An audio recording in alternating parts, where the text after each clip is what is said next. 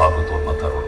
శ్రీరామచంద్రుని సారథ్యంలో వానర సైన్యంతో విజృంభిస్తూ లక్ష్మణస్వామి తనతో పోరాటం చేస్తున్న రావణుడి కుమారుడు ఇంద్రజిత్ తనని బాణంతో ఒక్క వేటుతో వేరు చేశాడు. ఇంద్రజిత్ మరణమాట విన్న రావణుడు ఆవేశంతో ఊగిపోయాడు. ప్రతీకారం కోసం పాతాళ లోకాధిపతి తన సోదరుడు అయినటువంటి మహిరావణుడి సహకారం కోరాడు.